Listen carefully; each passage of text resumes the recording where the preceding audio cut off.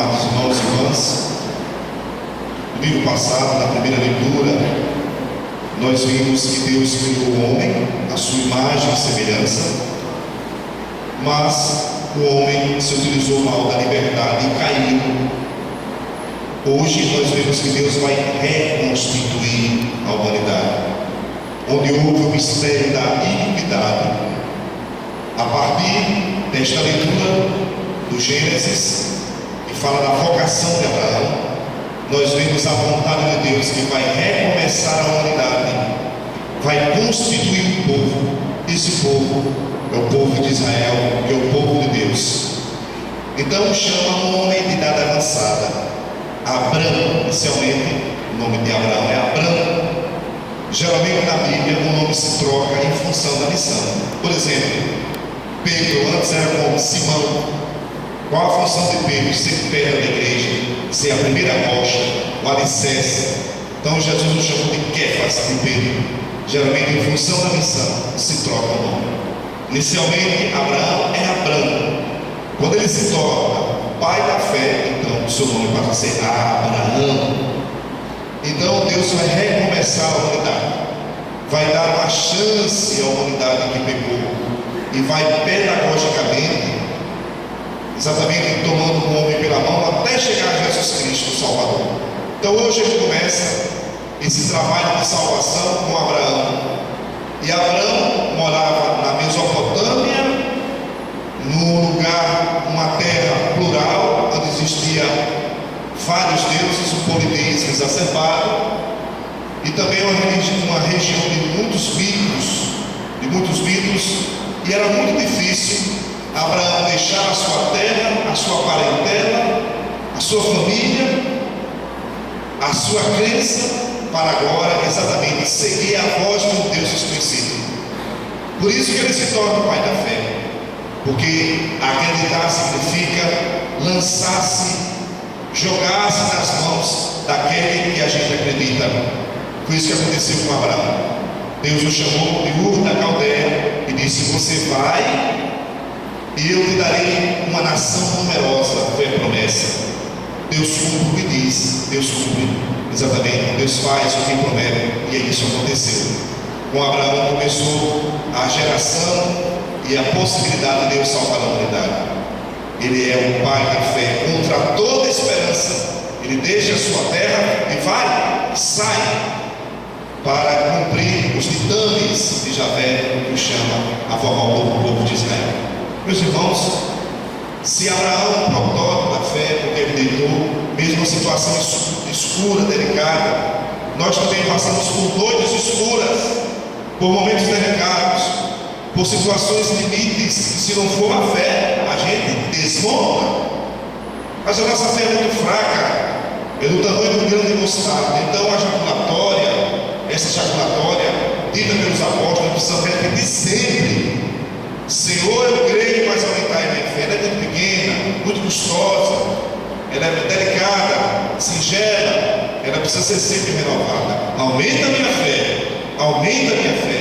Primeiro para poder te escutar, como Abraão escutou, depois para colocar em prática nos momentos limites e difíceis da minha vida, a minha fé, e não exatamente desmoronar e nem blasfemar contra ti. No Evangelho, Jesus hoje vai ao Monte Tabor se encontrar com Deus, com o Pai. O monte para o judeu é um lugar de encontro com Deus. E Jesus era obediente ao Pai, precisava muito do Pai, rezava insistentemente para manter firme a sua missão. Jesus é um homem de fé, ele é Deus, mas é homem. Então ele tinha um constante diálogo, uma constante oração com o Pai. Hoje ele sobe ao Monte Tabor e leva consigo Pedro, Tiago e João. Talvez você esteja se perguntando: por que só geralmente esses três estão ao lado de Jesus? Pedro, Tiago e João. Geralmente nos relatos e nos momentos fortes ou cruciais da vida de Jesus, essa tríade acompanha Jesus: Pedro, Tiago e João. Por que será? Jesus anteriormente tinha feito um anúncio da paixão. Ele dizia: é necessário que o Filho do Homem seja entregue na mão dos pagãos, morra e depois ressuscite. Isso deixou o coração dos apóstolos apreensivo. Eles ficaram tristes e com medo. E então Jesus leva esses três para tentar animá-los um pouco. Leva para rezar. E então Jesus transfigura diante deles. O que é o processo de transfigurar? Se trocasse de figura, sua roupa ficou branca. O que Jesus queria fazer com isso? Dizer o seguinte: olha, eu prometi a paixão e a ressurreição para vocês. De maneira antecipada, como uma prefiguração, Jesus se apresenta para os discípulos e antecipa o que será a sua ressurreição mais tarde. A transfiguração já é Jesus apresenta a sua figura de ressuscitado. Ele vai passar pela cruz, vai ressuscitar, e então esses três apóstolos, Pedro, Tiago e João, terão o privilégio de ver de maneira antecipada Cristo glorioso. Por isso que eles caem por terra, porque eles estão nessa existência, não são capazes de vislumbrar o Cristo glorioso. Também Jesus chama Pedro, Tiago e João, porque esses três também estarão no Horto das Oliveiras. No momento que Jesus os chama para estar com ele, no momento de dor, Jesus sua suor e sangue, esses mesmos três que estavam na transfiguração vão estar no horto, só que vão dormir, não irão vigiar enquanto Jesus está agonizando. Eles vão dormir. Esses três discípulos também têm um pouquinho nossa cara. Tem horas que nós queremos revolucionar o mundo, dizemos que vamos nos converter, dizemos que vamos ser fiéis à missão, consequentemente mudar o mundo e trocar o coração e manter uma fidelidade maior a Jesus. Aí a gente quer um Cristo glorificado. Por isso que os apóstolos estavam lá no Monte Tabor e disseram: Senhor, é bom estarmos aqui, vamos ficar aqui. Esse momento de oração é tão bom, a gente fica aqui. Mas Jesus manda nos descer. Por outro lado, nós também somos parecidos com os apóstolos, que às vezes na hora que o cinturão aperta, a gente cai fora, abandona Jesus. Jesus pede para a gente vigiar, ficar de pé, perseverar na fé, e a gente fica dormindo ou então indiferente a Jesus, como aconteceu com esses três. Qual outra consequência desse evangelho para as nossas vidas? Meus irmãos, transfigurar significa mudar de figura ou trocar a rota. Nós somos criados à imagem e semelhança de Deus, mas o pecado nos desfigura. Nós estamos no tempo da quaresma e nós somos chamados a nos transfigurar. O pecado nos deixa desfigurados, distantes de Deus, com uma visão anêmica, e a gente precisa retornar o caminho, retornar à casa do Pai, retornar para ouvirmos a voz do Senhor. O céu se abre e Deus apresenta Jesus na transfiguração, dizendo: este é o meu filho amado, escutai o que ele diz. O tempo da quaresma é um tempo de escuta, de oração, de jejum, de penitência. É hora da gente se transfigurar, se converter.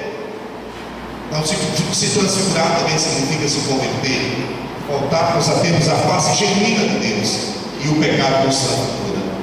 Também a nível social, muitas pessoas que estão desfiguradas, pessoas que passam fome, pessoas sofridas, pessoas enfermas, pessoas carentes, pessoas deprimidas, pessoas vítimas do tráfico humano, uma vez que estamos falando da campanha de dignidade, que precisam ser acolhidas. Elas estão desfiguradas porque perderam a sua dignidade, talvez, ou porque perderam a esperança. Nós somos chamados a estender a mão e transfigurá-las, ajudá-las a recuperar a genuína face de Jesus, mesmo que seja Jesus crucificado. Ajudemos, meus irmãos, as pessoas a transfigurar, sobretudo aquelas que estão desfiguradas pela dor, pelo sofrimento. Ajudemos que a gente possa dar a mão para que elas possam respirar e encontrar em Jesus a sua esperança. Peçamos, sobretudo, a Jesus que nos dê a coragem de ouvir e, de vez em quando, subirmos ao Monte Tabor. O Monte Tabor é um lugar de oração. E eu pergunto: a gente tem ido ao nosso Monte Tabor? Qual seria o nosso Monte Tabor? Nosso lugar de oração. Está sendo fiel? A missa dominical do nosso Monte Tabor, a gente está vendo direitinho subindo ao Monte Tabor aos domingos? A nossa prece, a visita ao Santíssimo, a gente tem feito. O nosso salmo que a gente fazia de manhã, a gente tem feito. Mesmo aquele Pai Nosso que a gente rezava de manhã, alguém reza à noite, ou para domingo, reza de manhã. Temos feito direitinho? Temos subido direito ao Monte Tabor para se encontrar com o Senhor? Senão, precisamos recomeçar, transfigurar o nosso caminho, que às vezes está um pouco desfigurado. Louvado seja nosso Senhor Jesus Cristo. Creio,